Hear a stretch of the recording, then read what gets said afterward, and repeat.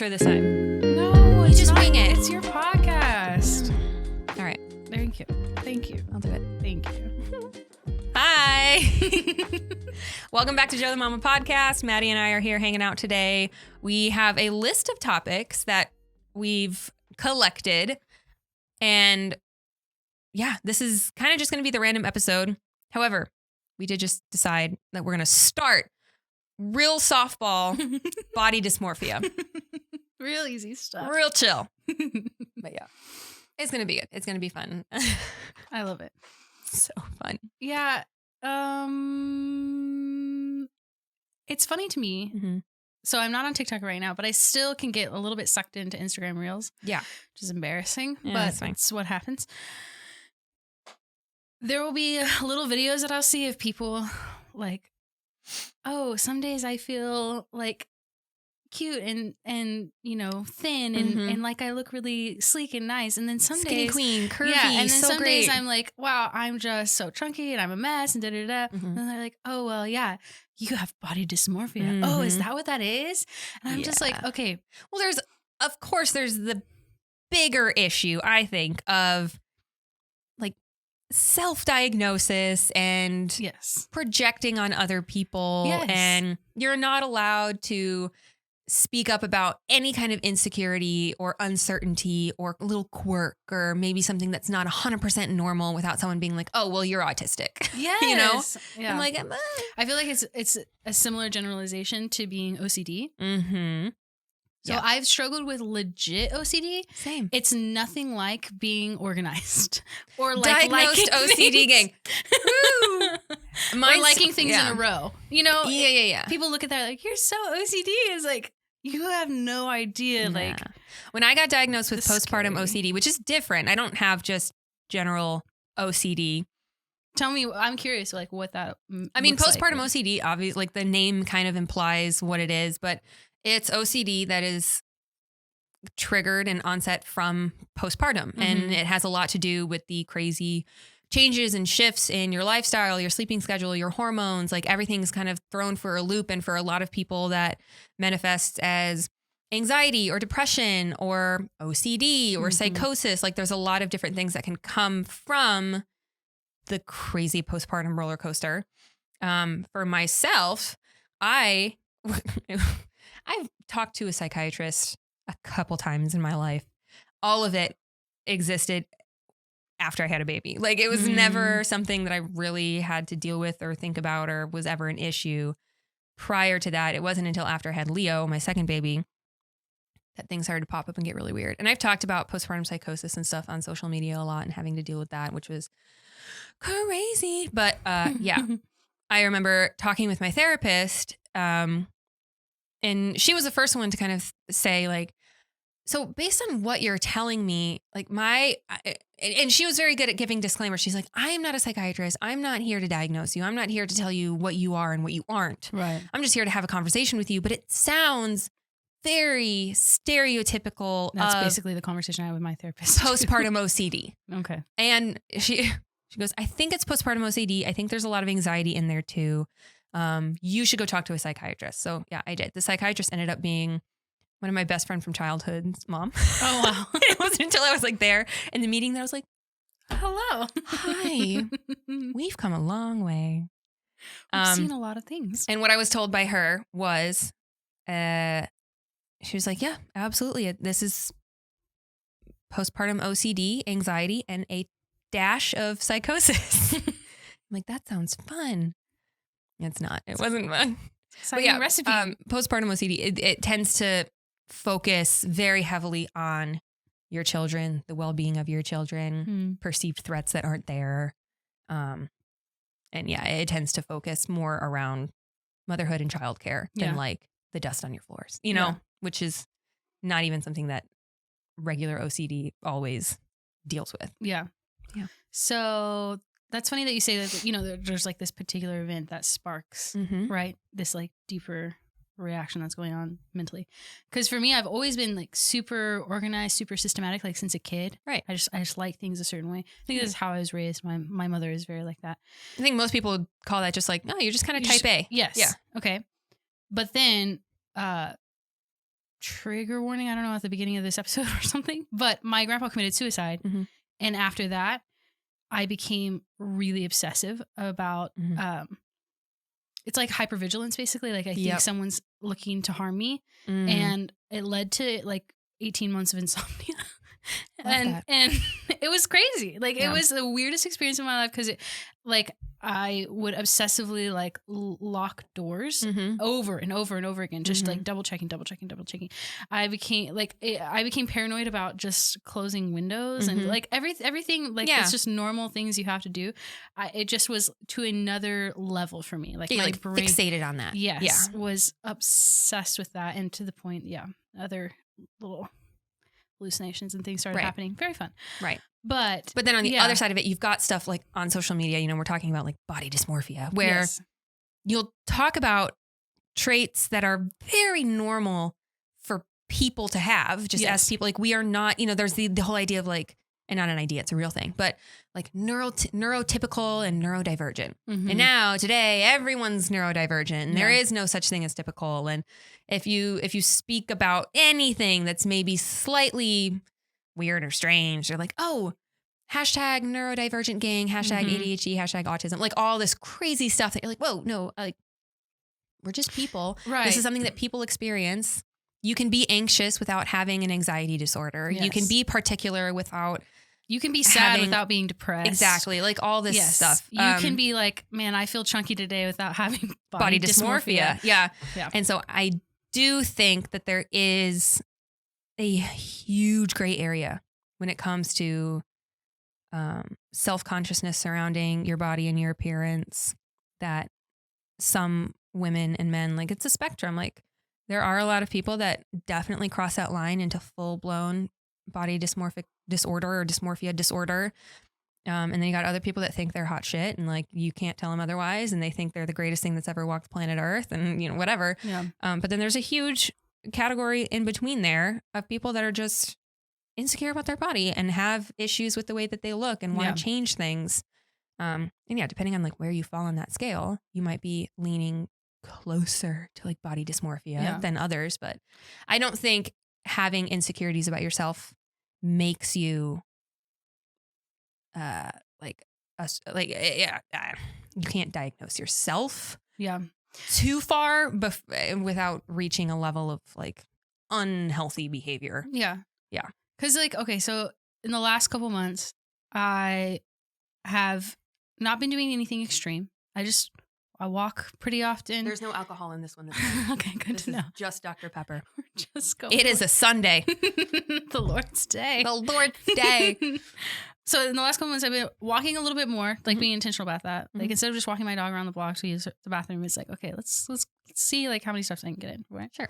And then just like watching how much I'm eating. I literally haven't even changed what I'm eating at all. But I've lost some weight and it's nice and it feels good. And it's like, okay, this is a good thing. But I still have days where I feel like today, I was telling you, I was like, I just feel so ugly today. And then I started kind of observing the last couple of months, like how I feel that in cycles of literally like, I feel great for like 3 days. And then I'm like, wait, I don't know. I mean, I guess I feel okay. And then I feel like, oh my gosh, my body's buzzing out of my clothes for a few days. Do you see my crazy eyes as you're talking about this? Because I know what's happening. Yeah.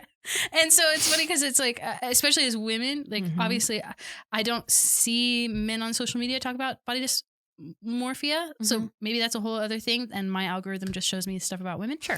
But I think that that's totally a hormone cycle. Absolutely 100%. Yes. 100%. That's not even a theory. That's not like a... It's just something that finally, I'm 26 years old and I wish someone at 17 would have been like, hey, so you're not always going to feel great about your body. You still have to love your body anyways. You still have to go to social functions. You still have to show up and care for your body.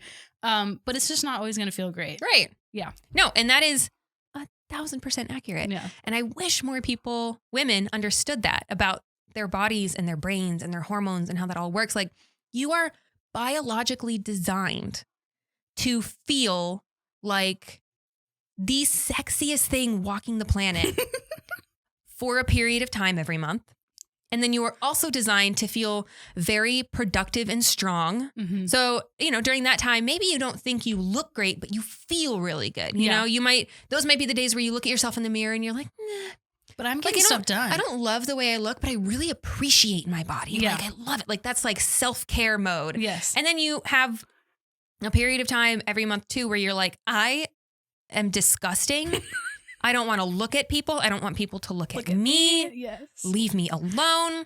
I can't go to that now. I got to reschedule my plans. And I don't want to be seen. absolutely correlates with your menstrual cycle. Yeah. The times where you feel too hot to trot, so great, amazing. I'm going to wear the dress that I'm usually too scared to wear. I'm going to spend a little extra time on my makeup. Like my skin is glowing, all that stuff. Yes, of course. Because your body is telling, and your brain is being like, go have sex, go do it. Go do it right now. Go make a person, go do it. Like, come on. And you have to have that confidence and you have to think you look awesome to take that extra leap to seek someone out. Yes. And a mate with them. Like that's literally how it works. And then you've got times where, it's kind of like that in between phase. Like I think it's either like, right, I'm going to get this wrong. Hold on. My sister-in-law is going to get mad at me. Jason probably knows. Yeah, Jason. But yeah, and then you have phases where you feel strong and confident in a different way and you feel really productive. And those are the times where like you might not be super fertile, but you are like, yeah, your body and brain is telling you like, get ready, get prepared. You might be pregnant. We got to get shit done. Like we have to make sure it's like pre-nesting, like you get nesting during pregnancy when you're getting ready for baby to arrive. And then you have another version of that happens during your cycle where it's like, we got to make sure that everything is ready to go. So if we are pregnant, we can take the time to relax and rest and chill. And then it's like when you're actually on your period or approaching that or right after, kind of like in that week or two surrounding it, that's usually the time where you're like, back off. Because again, your brain is telling you there's no point right now. Because if you are pregnant, we have to rest and we have to relax and let our body kind of reset for what's about to happen. And so we need to seclude ourselves and protect our bodies and make sure that no one's messing with us, that we don't have other men coming in and like threatening the position of the father. Like it's so caveman sounding, but it's absolutely accurate. And so, yeah, there's a reason that women go through this, like, I think a lot of people would call it like psycho behavior of like, one day you think you're amazing and you love the way you look. And then another day you're like, I'm so ugly. It's like, no, you're not crazy. Yeah. You don't necessarily have body dysmorphia. This is just your body and your brain. And this is how you're built. Like, that's okay. That's fine. Yes. I think there's a lot of importance too in like recognizing that. Mm-hmm. There's a power in that. Yes. Because it's like, okay, I can understand how my body's reacting to myself and why I'm reacting to myself that way. Why this is happening and just ride the wave, dude. Because guess what? In 28 days, I'll be feeling like hot again. Exactly. Like, I don't know. It's just funny. Yeah. So it's follicular phase, ovulatory phase, luteal phase. The luteal phase is associated with like irritability, mood swings, fatigue. You're just like want a hole in. And yeah, it's interesting. Yeah. Good times. Yeah. I'll notice it like even like the way my face looks, like I'll be puffy sometimes and like I'm like, oh wait, I look so cute other times. I think it's usually, and I think it's during the ovulatory phase, that's when you're like, your skin is glowing. Yeah. You have less bloating. That makes you have like a, rosy cheeks, your eyes have a little twinkle and it's your body being like, go get it, girl, yeah. That's awesome. 1,000% that's what's happening. However, what's interesting though is in the postpartum phase, which I can speak to. Yes. I'm not having those phases. I'm having a very, very different hormonal roller coaster going on. I'm not ovulating. Okay. I don't have a period right now. Who knows when that'll start up again? I don't know. But there's a very different version of Tell me what goes on. The roller coaster. I don't even know that much, but okay.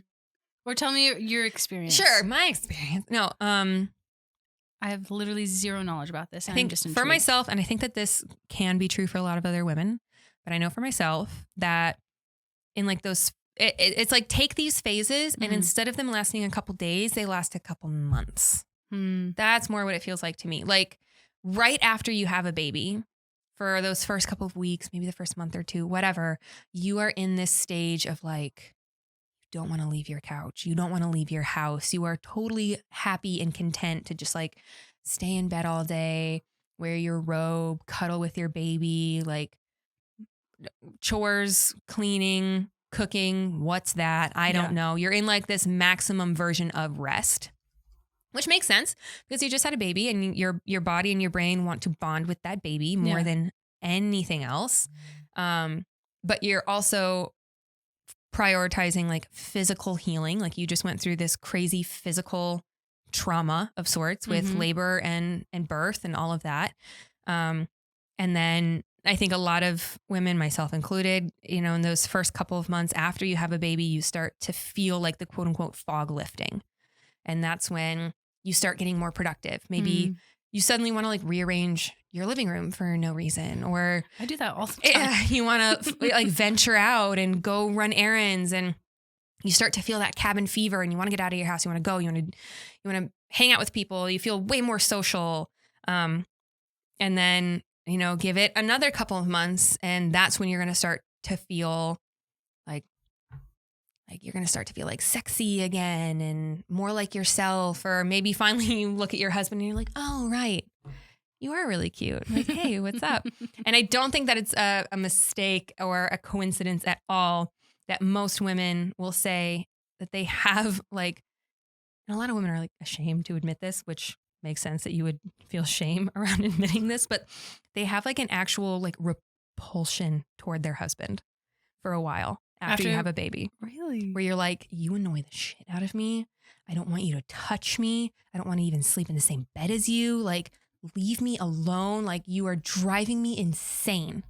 And they're like, where the heck is this coming from? Like, I love this man. I know that I love this man. Yeah. So why out of nowhere can I not stand him? And I think that's baby taking over and being like, no, I'm top priority right now. Don't you dare look at anyone else and think that you have to take care of them because you only need to take care of me. And also, I think that's baby / your body being like, don't even dare get pregnant right now. Don't you dare. We got enough shit to deal with. And so, yeah, for a lot of women, like that I've heard of stories from women where that takes years to get out of. Wow. Where it's not until later that they like come to again. They're like, oh my gosh.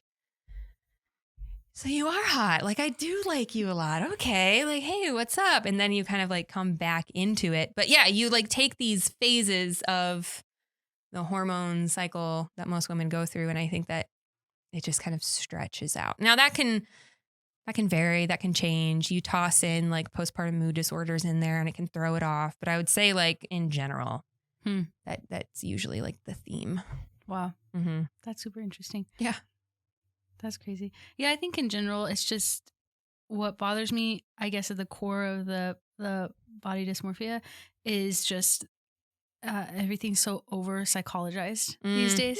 Yes. Which is like literally everything. Yeah. Everything. And they want to, like, you experience one potential facet of something and now it's just labeled. Like everyone wants to label things instead of think critically or understand that, yeah, you can be normal and just like things organized, or you can be normal. Yeah. You don't have to look for some kind of identity in these things. Right. Like you're you. And like even the times whenever I realized like, talking to like someone I was seeing a therapist at the time after my grandpa passed away, just like, okay, I do have these tendencies right now, but that doesn't mean that my whole life now has to revolve around compensating for the fact that I have like OCD problems. Oh yeah. Like I can't just be like, that's just how that's just me. I guess just how I am now. And that's like comforting to know. No, it was like, wow, okay, now I'm glad I know this and I don't want to be like this anymore. Yeah. I used to exist without this. Yes. And so like, how do I get back to that? And not trying to turn back time, but how do I become a stronger person that has gone through this, will go through this, and then recover on the other end of it? Because I think that's kind of something I'm going through right now with like depression is like, okay, this is something that actively going through. Yep. I do not like it. Mhm. And I don't want to feel like I have to turn back time to get to someone I used to be. That's a backwards problem. Yeah. I want to look forward and be like, okay, how do I get through this Yeah. and happily be like, I'm on the other side of it. I don't have to lean on this. Like, things are hard because I'm depressed. No, things are just hard. Life is just hard. Yeah. You're just sad maybe for a minute. Mhm. I'm going to expose my sister a little bit, but I love her. She's happy most of the time. Yeah. She's like a pretty normal functioning human being. Yeah. And then I'll be like, hey, how was your weekend? She's like, I was just like so depressed today. And and she'll go on and on and on. And then the next day she'll text. She's like, I'm feeling much better. And goes on and on. I'm like, so you mean you're human and you experience moods. Exactly. I'm like, Annalise, I love you. But you can't just be depressed for a day. I don't know. Maybe you can. Maybe some doctor's going to be like, actually, that's a real thing. But you're really invalidating my experience. But no, I feel the exact same about people who are like, oh my gosh, I just get like so stressed out in social situations. I have anxiety. Yeah. I'm like, no, you're anxious. Yeah. That's fine. Yes. You can be a human being who experiences human emotion and like goes through the world and isn't just like a robot. Yeah. But we don't always have to like diagnose ourselves. And exactly. Yeah. So that's a funny thing I've observed about myself. I used to be totally cool walking into situations where I knew no one. Yeah. I'd be like, oh yeah, I can make conversation. I'm comfortable. I'm easy. I'm laid back. It doesn't matter. Sure. I'm having a good time. Now that is super hard for me. And I'm like, what is my problem? Do I have some kind of weird social anxiety? Like, what's going on? Like, because I will actively avoid situations where I don't know somebody. And that used to never be a filter that my brain ran through. And so, beginning of the year, like a month ago, I was like, I really want to go on a hike. And I'm super nervous about going by myself, which before that would not have been a problem years ago. Sure. I was like, this is interesting that I'm literally forcing myself. I feel like sick to my stomach. That's how nervous I was. Driving to go on this walk, a walk where people walk. It's not like I'm doing anything weird or abnormal. I'm literally going on a trail that's Look at designed that girl for people to walk walking on a walking trail. What is she thinking? By herself? Oh my gosh. Anyways, I was driving over there. I was like, this is kind of funny. And I was 90% leaning towards not doing it and staying home and just like walking around my little neighborhood. But there was this 10% little rebel in me that was like, you little girl. Yeah. Get your clothes on, put your shoes on, go to this trail and make yourself do this. Yeah. Yes, like parenting yourself. It was really funny. Yeah. So I literally just like went on this trail and I could barely breathe. I was just walking. I was so nervous, like this serious, like heart palpitations, the whole nine. I was like, doesn't matter. I'm doing the loop that I came to do. Yep. I'm coming to do it. Here we are. And I went around. I felt so amazing afterwards. Yeah. And guess what? I broke that little barrier that's in my brain because the reality is I read this recently that habits will eat your willpower for breakfast. Yeah.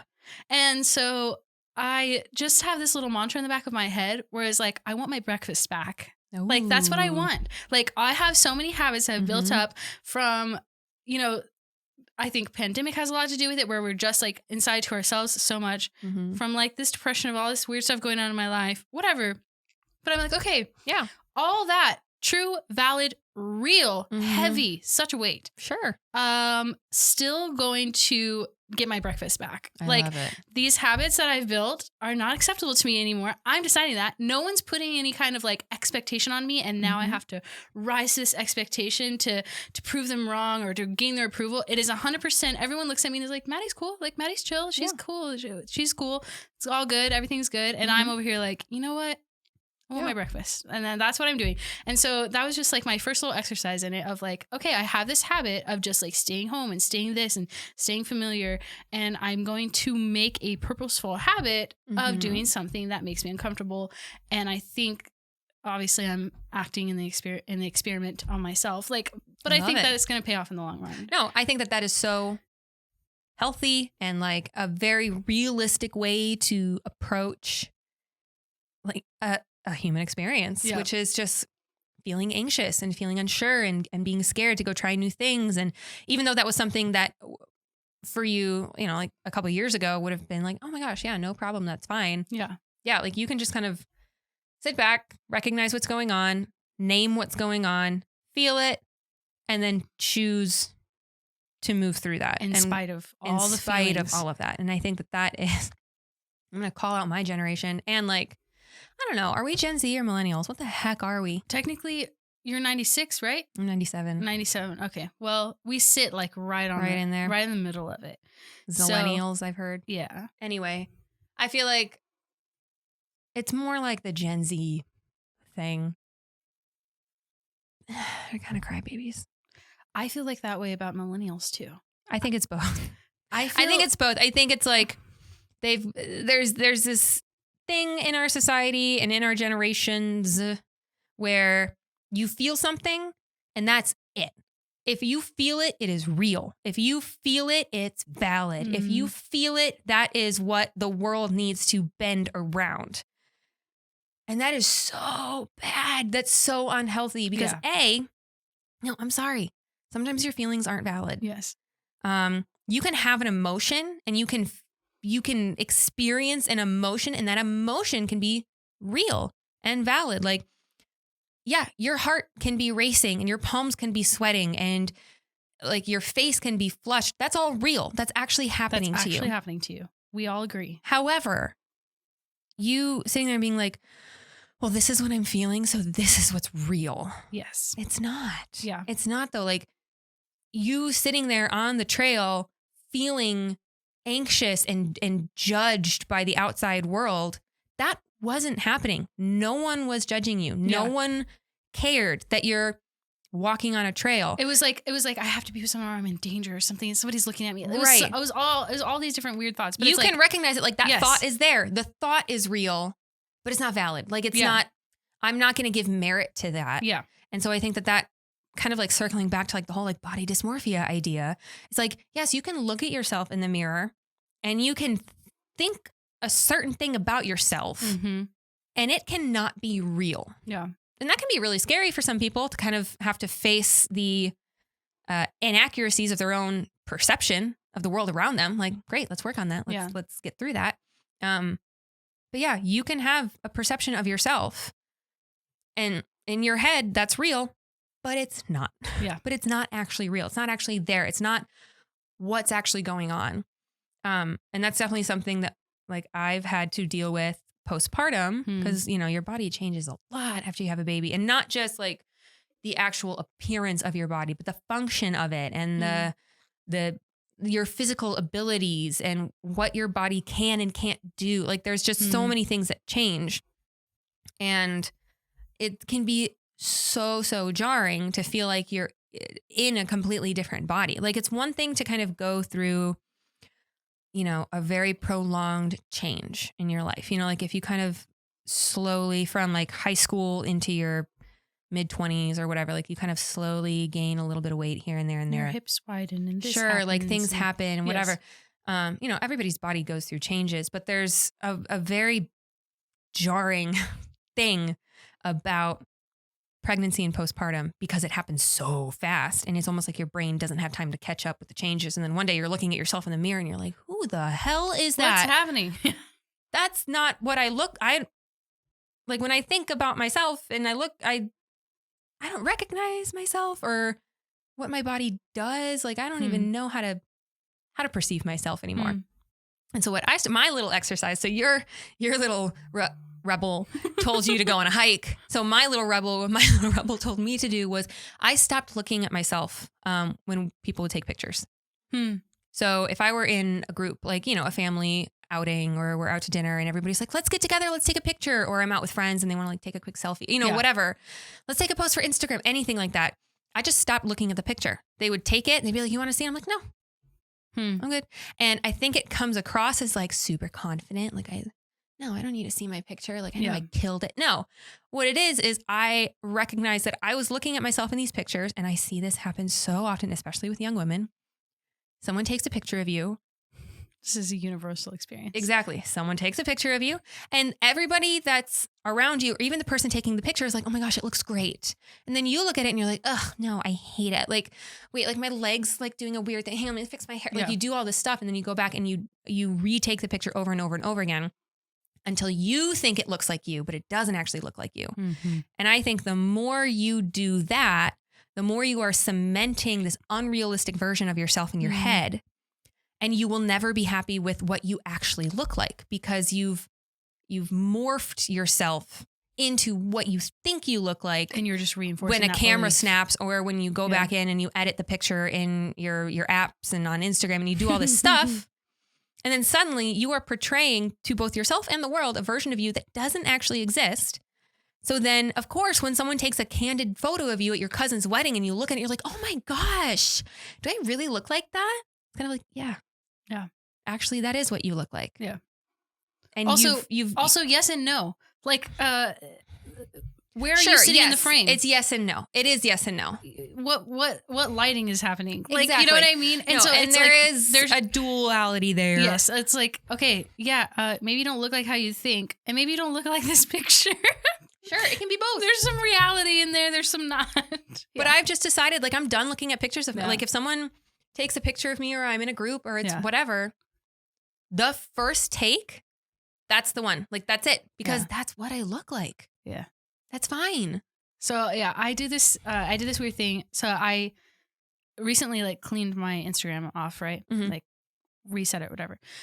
But especially when I was struggling with, like, how I look and, you know, all this thyroid stuff and weight gain, whatever, I did not want other people to take pictures of me. And to the point that, like, my poor little sister, who, like, loves me to death and is like, I saw you today, so I want to take a picture with you and, like, post it. I would literally roll my eyes like, oh my gosh, like, is it not enough that we're just humans and we exist here and like we're just having this experience? Sure. She wants to document it because that's how she lives her entire life. Right. Every freaking thing is videoed or recorded or whatever. But there's something that's kind of cool that I appreciate about that, which is that, things don't have to be like perfect and wonderful and amazing. Like just take a picture of it and like have this memory or whatever. Yeah. So I kind of feel bad for her because I definitely would manage avoid like it. Yeah. You don't take pictures of me, or like if you take a picture of me, this has to live on your phone. This can't live anywhere else, like on the internet. And she would still post stuff every now and again. But for the most part, I wanted to control that narrative of like, I don't want to be seen, you know, spend a lot of time at home. But yeah, I think that in all reality, like, especially like this like year that I've been like more proactive with my health and stuff, it's just like, okay, this is reality and like accept it and it's going to be okay. Right. And things don't change by denying the way that they are. Yeah. Yeah. Even doing this podcast, whenever you asked me to record, I was like, people are going to see me. Like, but it's a good exercise. Exist. Yeah. I have to exist. It's all too much. Good.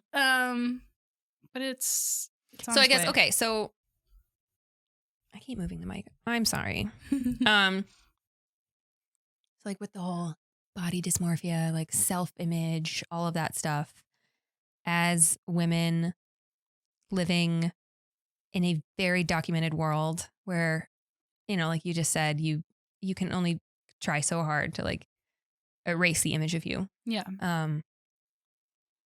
But I don't think that's healthy.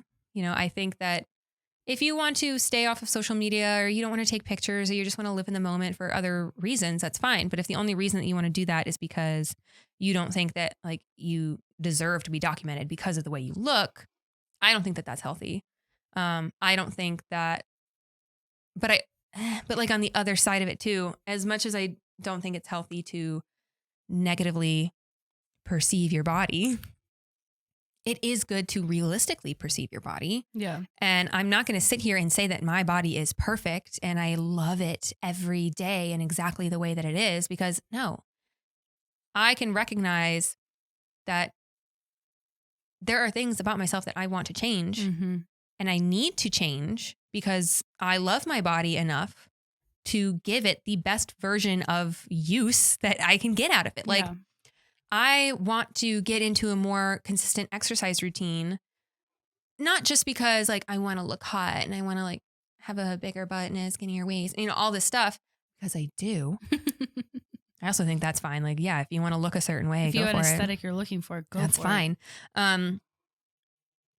But yeah, like, and it's weird too with the whole, I don't know, how many buttons do we want to push today? Like body All of them. positivity. Yeah. That's such a double-edged sword. Yes. And I think sometimes it can do more harm than good. Yeah. Not actual body positivity, but the message that's being put out there surrounding body positivity. Yeah. I personally think body positivity is loving your body enough to take care of it and do what needs to be done to give yourself the best body that Right. you can possibly have and be healthy and yeah, have functionality, you know, all of that stuff. I think that at the same time though, body positivity means that you love and appreciate your body enough to, while you are working on it, still appreciate it for what it is. Yeah. As it is right now. Yes. Like I love my body because of what it's done and what it can do for me. Yeah. So I remember, there was a point in my life where I got super tiny. I was like size 4, size 6. Or for like how curvy I normally am, like that's tiny for me. Like some people will be like 4, that's what I've been my whole life. No, I would say like naturally, like your natural, like your genetics. Yeah. You are definitely like at your quote unquote healthiest or at your quote unquote best. Yeah, you got a little junk. Got a little something going on. So and it's like, that looks really good. And like that, you can tell you're like feeling great when you're like in that mode. Yes. You know? So when I was at my tiniest, like size 4, like squeezing into those little thrift jeans, which that's a whole other subject. Shopping for thrift jeans when you're chunky is so hard. Anyways, I felt great. Okay. Mm-hmm. Then I went through something super traumatic. Mm-hmm. The whole Nashville thing. Yeah. Okay. Coming out of that, I literally did not care about anything. My body degraded quickly because of how, whatever method you use to attain the body you want, you have to maintain that method. Yeah. It doesn't you can't just coast. Yeah. With that body. Yeah. Well, I was coasting and my body was not. Yeah. Okay. So, that was like that for a while. And then I kind of hit this point where I was like, I am super unhappy with the way my body looks. But I had reached such lows previously that I was like, at least my body kept me alive. Sure. That was kind of the legit baseline I had to like use to accept my body was that as many health problems as I have, being in and out of doctor's offices, people not knowing what the heck is going on. At least I'm alive. At least I'm breathing. I'm breathing. I can think semi-clearly. I have a semi-normal menstrual cycle. Yeah. There's some things I can kind of work with and be grateful for. So I agree. And like seeing your body for the way it is, right? But to be like, yeah, and this is perfect. Yeah. Yeah. That's where it crosses the line for me. I agree. I don't think body positivity is healthy when it keeps you stagnant. Yes. Yeah. And then obese people with their body positivity really is hard for me because it's like you're physically seeing a health problem and they're just like, yes, this is amazing. This is perfect. This is me. Accept me. I accept myself. Love me as I am. Which whenever I first heard that like thought of like, you know, you have to tell people like that's not healthy. I was like, I was super aghast at it. So if people have that reaction to me, I'm sorry. But the more I thought about it and the more, especially like with pandemic and understanding like what that's such like a comorbidity that it just really like kind of clicked for me of like, oh no, that's reality. Like if I see someone physically sick with signs of any other illness, you know, and they're like, you should accept that this is just who I am. This is a picture of perfection. It's like, you're dying actually is what's happening. And I hate to break this to you. Like, I want you to be aware of it.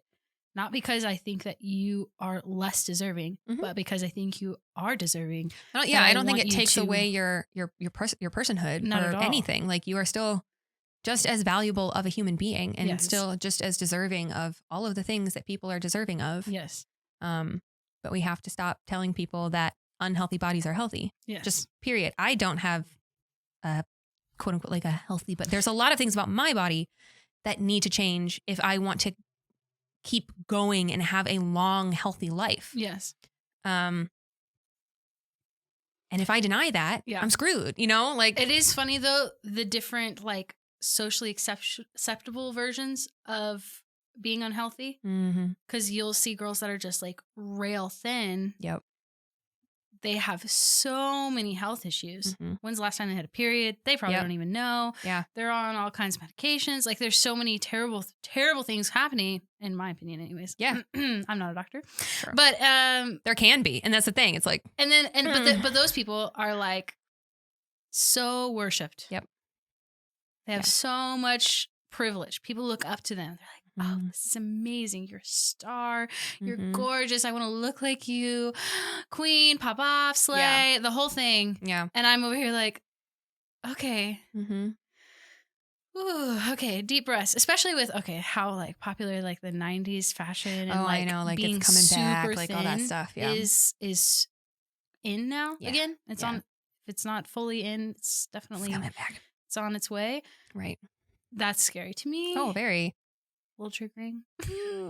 I feel like there's such a, to me, I feel like there's such a simple middle ground. Yeah. And that middle ground being, hey, obesity is bad, objectively. Yes. The same way that you can say like COPD is bad. We're not gonna sugarcoat that. Yeah. Right. Anorexia, bulimia, and eating disorders that cause you to lose so much weight that it is affecting your menstrual cycle as a woman and giving you a myriad of other health issues is objectively bad. Your hair is falling out. Like, there's so many things that happen when your body's under that much stress. You can be a person on either end of that spectrum. That does not make you a bad person. Right. But there is something happening here. And I feel like the super simple, easy middle ground is to just literally come into the middle of that. Like, come right here. And can we all just say, like, let's prioritize health. Yeah. Above what jean size you're wearing. Yes. Or if you look good in a dress and she doesn't. Like, because there are like my natural kind of like homeostasis genetically, whatever, is I tend to be on kind of like the skinny mini side. I've never really had like a fat ass. Like, it's just, I don't have like thick thighs and a little waist and a big butt, even though I think that can be a very appealing look. And like, I do look at women that have like that quote unquote ideal version of that body type. And I'm like, see, like that, like you look so good in certain outfits that like I'll never pull off. But I just have to accept like, no, that's just not the healthiest version of myself. Doesn't look like that. The healthiest version of myself has always been on like the little twiggy side. Like, I've always been like that ever since I was a little kid. And then there's, other people, like I have other friends, and like you were talking about it earlier, like at your homeostasis, at your best. Yeah. Like, you've got that, like, still shouldn't squeeze into a 4. I'll say that. No, but like, you've got like the little waist and the fuller hips and like this, like the cherub cheeks. And like, that's just kind of like your status of, I don't know, genes. Whatever. Yeah, exactly. And so biology. I think that that's really all that's what it comes down to in my head is like health first, image second, if it's that important to you. Yeah. But we can't ignore that there are certain things on opposite ends of that spectrum that are extremely unhealthy. Yeah. And then you want to bring in like body dysmorphia back into it. Yeah. And I think that a lot of quote unquote body dysmorphia or insecurity stems, it's my phone that just keeps yelling at me. Okay. It stems from this idea that you have to love the way your body looks all the time in order to not have body dysmorphia. Which is just so and funny. I don't think We're that's all true. set up to fail. No, it's interesting. Okay, so I have a couple of thoughts. So, and they're about to escape me. I feel them exiting. Mine were the escaping back me door. as I was talking. So if some of the stuff I said made no sense, sorry. Oh yes, you said let's prioritize health first. 100%. That's kind of how I feel right now.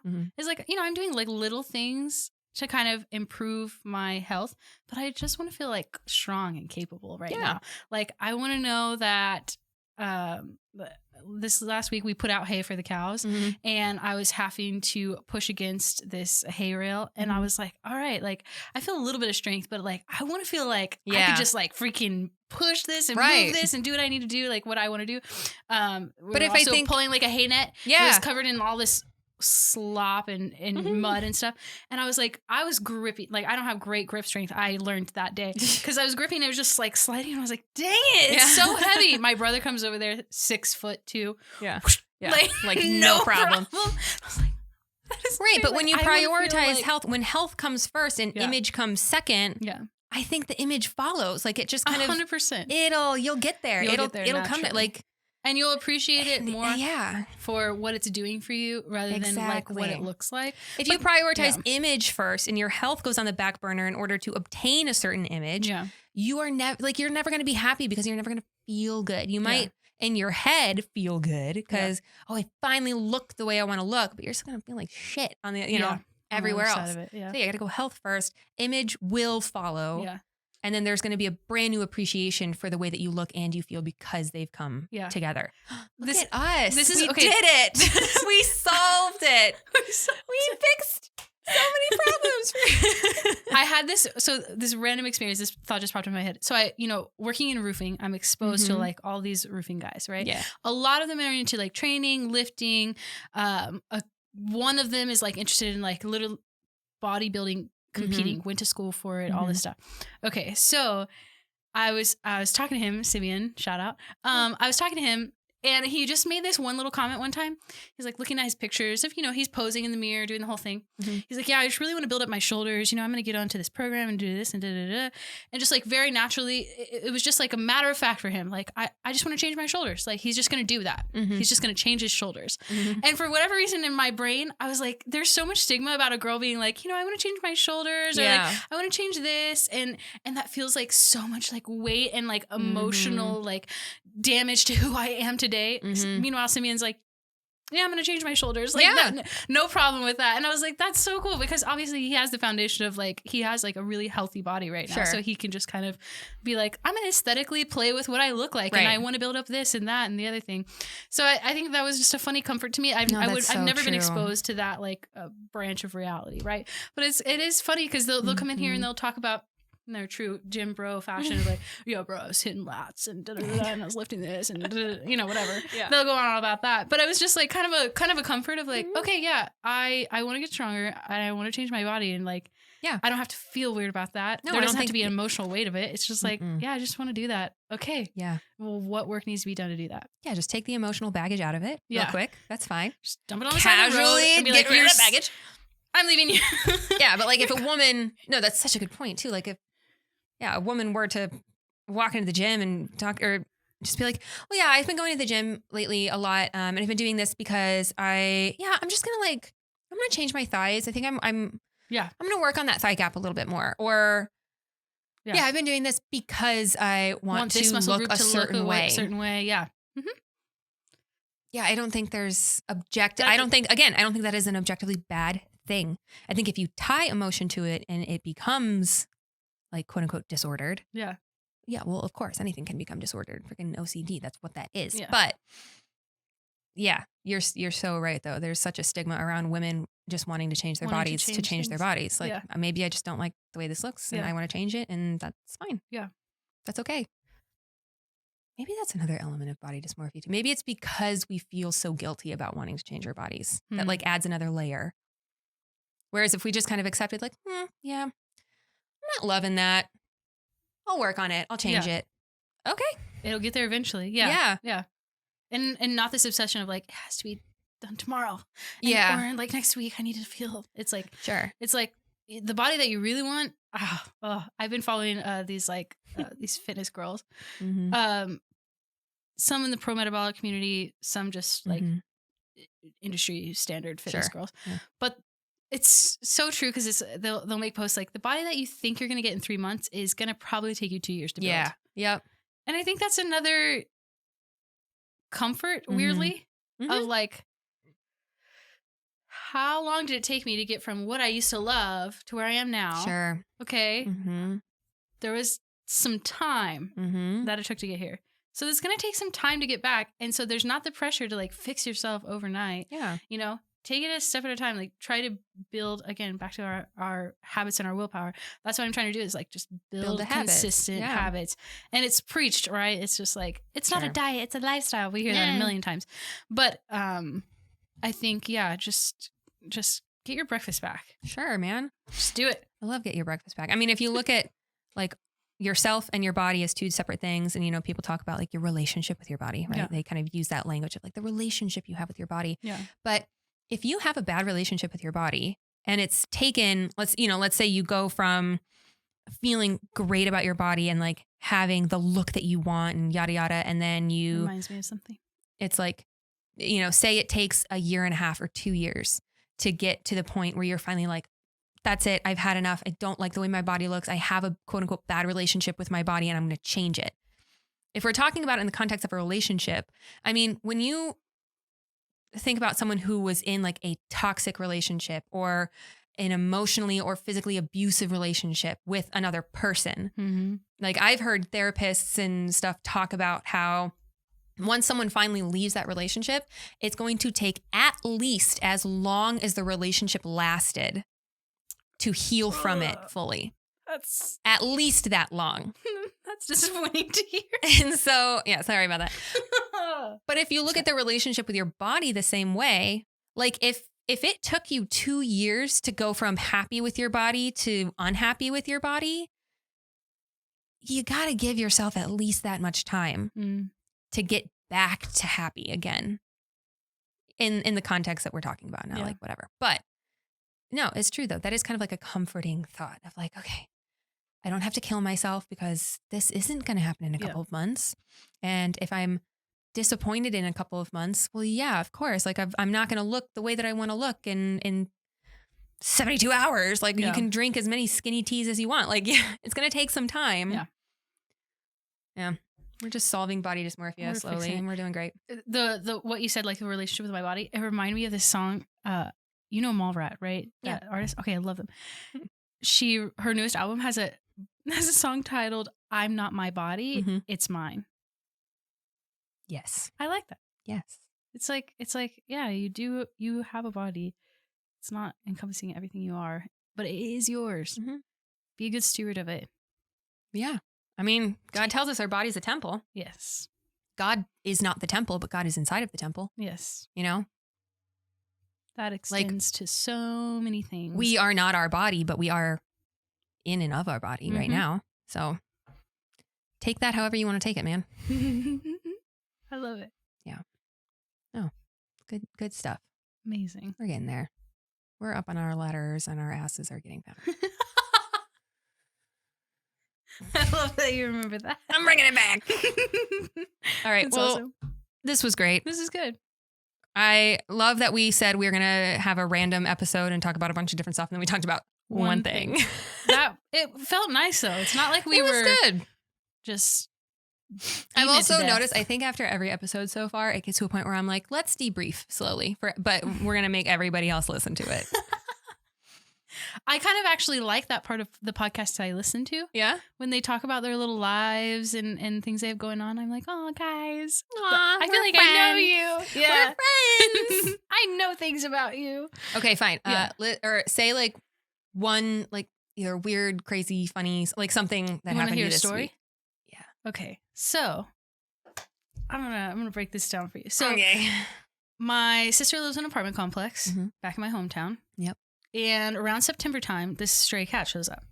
Okay. She's like, oh, that cat's pretty cute. But it's not my cat, obviously. And there's an apartment complex here. It could be anybody's cat. So she starts feeding it. It's outside. Well, it's her cat now. Just putting it, but it keeps coming back and it's always outside. Mm-hmm. One day it just walks into her house. She's like, well, hello. Okay, that's fine. Yeah.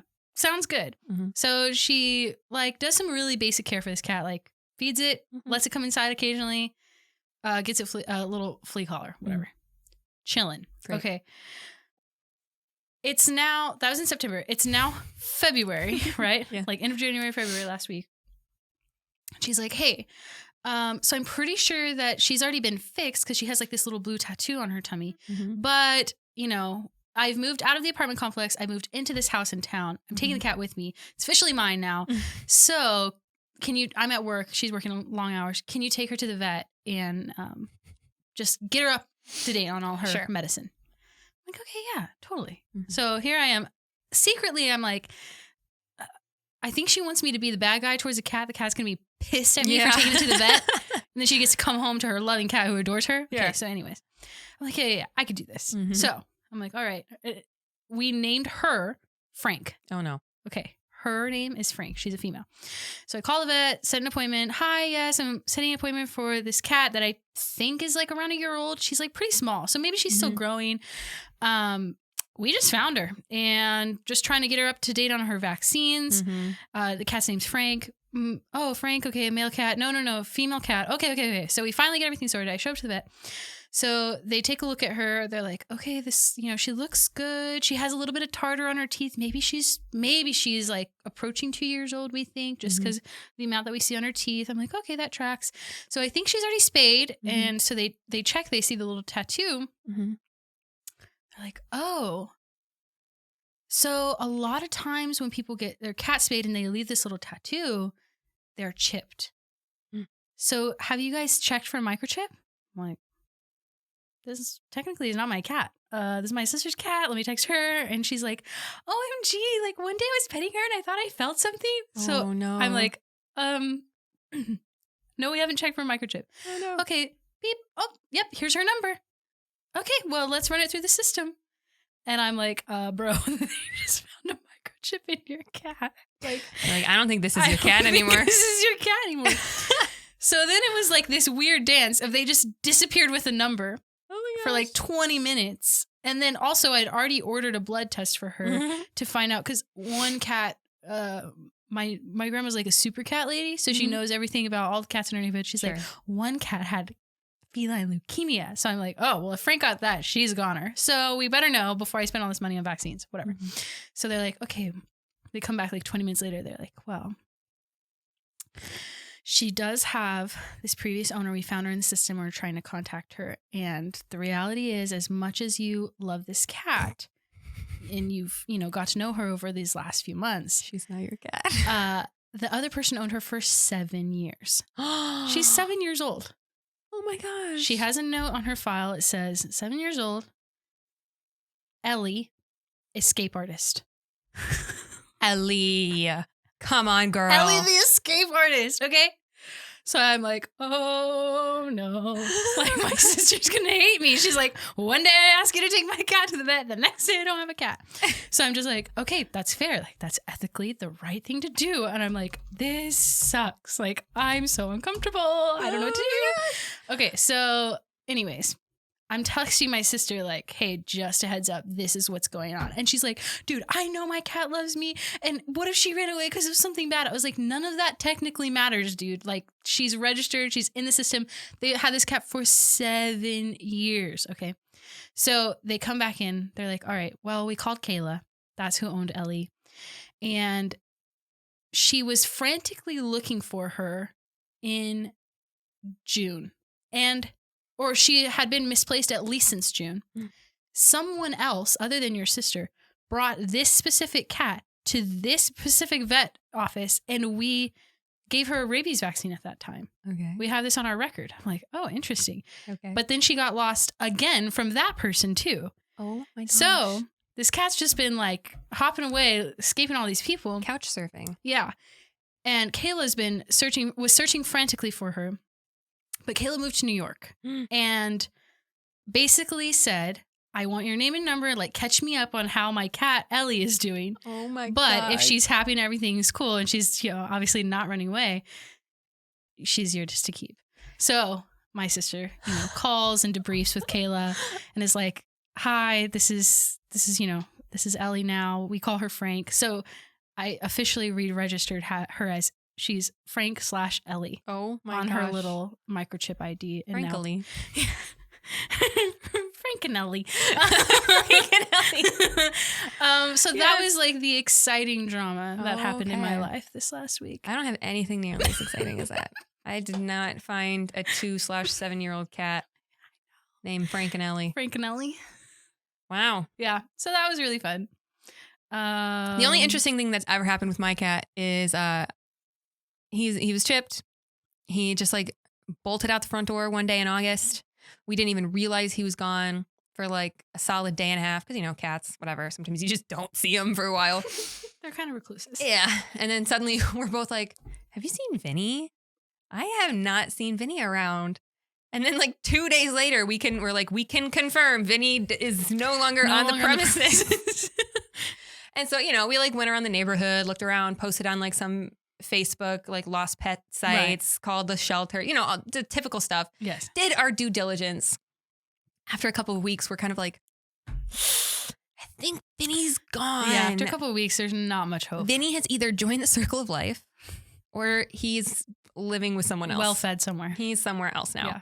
So we kind of give up on Vinny. Okay. As much as I liked the cat, but you can only do so much for a cat that doesn't want to live with you anymore.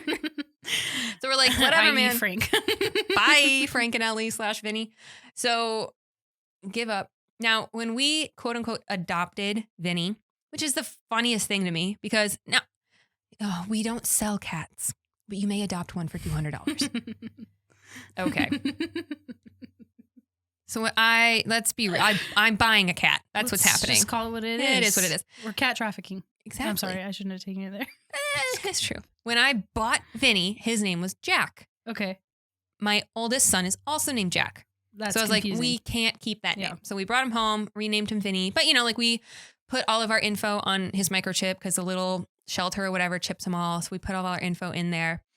So like when he ran away or whatever, I kind of had that in the back of my mind, like, well, he is chipped. So if anybody finds him and brings him in, like, great, the info's there.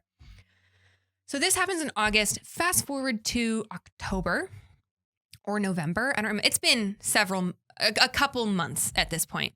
And I get an email that just says, Jack's microchip has been scanned.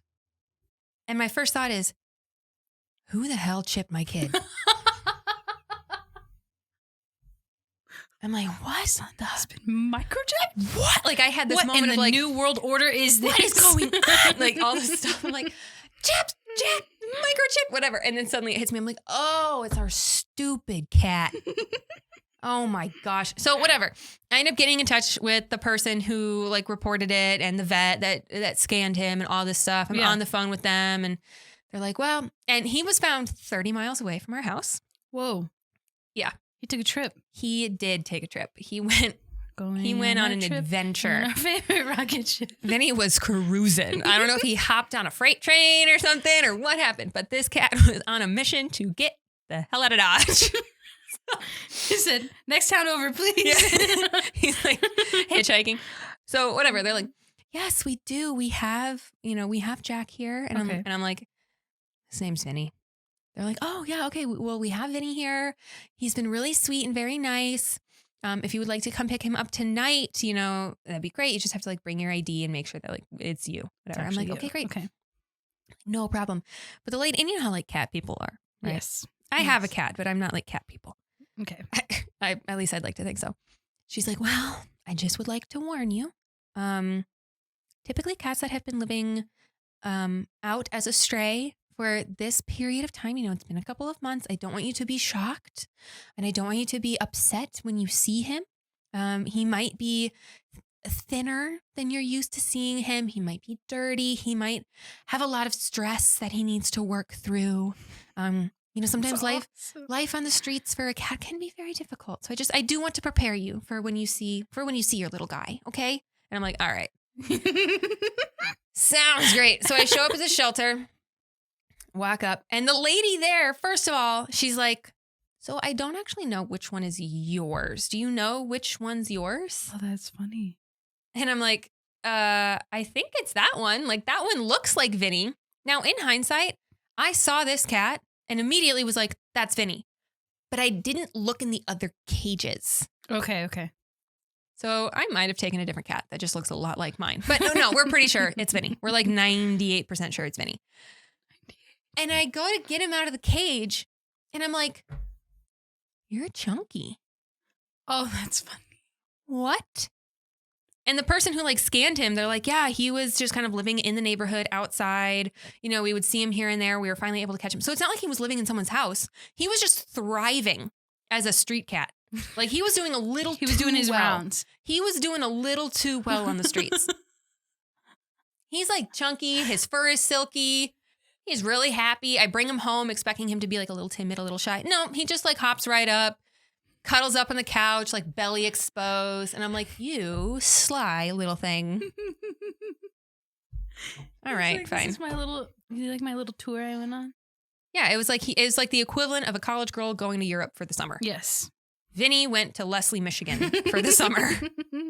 And he had a great time. This is Frank. She's a little Frank. black cat. Oh, with she's long hair. cute. She looks like trouble. She's so, but look how I feel like this picture, yeah. she's like, What's going on? Look at her. She was very disappointed. oh my gosh. Well, She's there we like, go. you're going to figure out my freaking second We did identity. our little end of the episode story time. There we go. We did it. We did it. It was kind of fun. Yeah. I can't promise I'll have such exciting stories every time, but at that one, I was like, I know exactly what I'm The going to only say. exciting thing that actually happened to me this week is I got an extra meal from Cane's that I didn't order that they just like accidentally gave to me. That Boom. is pretty thrilling. It was great. That's never happened to me, so. Try again. Maybe you'll get it next time. Amazing. Anyway, thanks for listening. It was a good time. / watching Joe the Mama podcast. I plug myself every time. It's starting to get mundane and old, but you know, at Joe the Mama pretty much everywhere. YouTube, TikTok, and Instagram. Subscribe, leave a comment, tell me what you want us to talk about. And yeah, this is on YouTube a week before it goes on Spotify. Nice. Yeah. Cool. I'm on Instagram at Champagne Sydney. Yeah. A couple of your followers are trickling into my Ooh. Instagram as of yesterday. Wow. Shoot me a DM if you want to say if you have any questions or anything. I was like, oh, hello, people, Hello, humans, hi, people, friends. Yeah, that was cool. All right. Well, happy Sunday. We'll see you later. See you later. Bye.